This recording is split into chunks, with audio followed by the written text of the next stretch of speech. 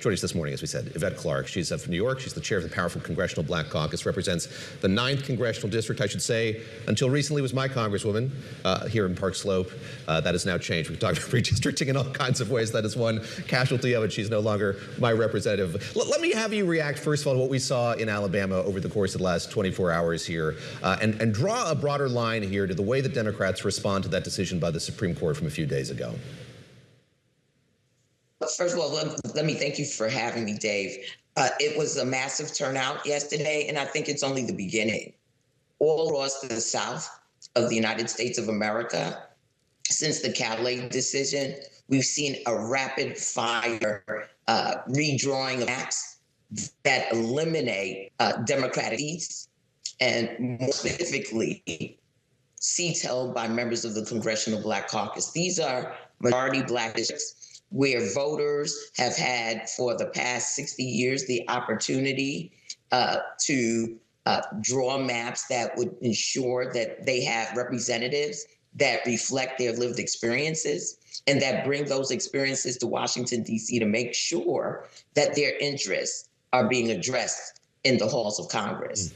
This CarPlay decision is devastating. It really sets us back. Sorry to step on you there. I was going to say, you said about 19 CBC members are at risk. That's about the third of the caucus. And at the moment, you have more members than you've ever had. So what are you expecting as this sets the stage for kind of more redistricting throughout the South? And how will you cope with that? And you talked a little bit about it, but what that means for representation. Yeah, well, we expect that there will be more protests, that there will be more individuals across the country who recognize this is not a right versus left scenario as painted by the Supreme Court, who said that it's okay to have political gerrymandering, but that it is actually a racial dynamic here, where the vast majority of Black people still live in the South of the United States of America. And here we are, 60 years, 61 years since the passage of the Voting Rights Act, stripping them of their ability to select candidates, again, that reflect their lived experiences. We also know that Black candidates are running across this nation in different seats and are being victorious in doing so. But the voices of the people are paramount in designing and prescribing policy in Washington, D.C. that will advance their lives.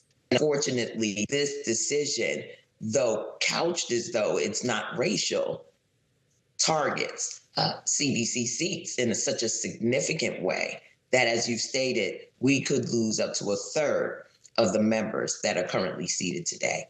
Congressman, what's your prescription for what needs to happen next here? So as you mentioned, there might be more protests here in the near term. Is the solution legislative? Is it going to happen in the courts? I think that decision by the Virginia Supreme Court obviously was so devastating to Democrats who felt quite elated on the heels of that vote in April, and it changed there on a dime. What happens next as you see it? What does Congress need to do here going forward? Yeah, well, what happens next is that we continue to educate and inform the public of what is taking place and how it impacts a multiracial, multicultural civil society in their legislative representation. We then also push to make sure that Democrats gain the majority in the House of Representatives and the Senate so that we can legislate. We have legislation. The John R. Lewis Voting Rights Act that will, put us in a position to make sure that there's clearance and that there is this adverse impact on Black communities across this nation. And then we need to take a look at the Supreme Court. We really need judicial reform because this court has been rigged to be extremist. And as a result of that, we're seeing the dialing back of very significant legislation that have been long held precedent in the United States. And we've got to make sure that the court has balance and that it is truly reflective of an impartial body that can on behalf of the American people. So what does that mean? Do you think court expansion should be on the table? And do you really think that that's something that realistically would ever get passed in any kind of form? We're looking at an all of the above strategy here. There are members who have already introduced legislation for an expansion of the court, but there are other ways that we are looking at holding the Supreme Court accountable. They have no ethics, regulations that they abide by. So there's undue influence on this body as a result of that. And we know that there are a number of ways in which we can look at either expansion limits. There are a whole host of ways.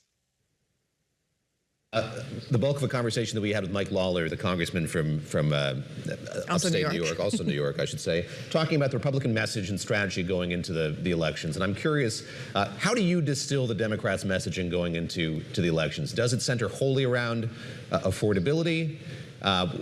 Give us your sense of what the Democrats' unified message is here going into the election. Well, we know that there's an intersection between what is taking place under the Trump administration and the impact to the American people. Yes, affordability is critical, and it's at every level, whether it's housing or healthcare, whether it is wages and or the cost of living.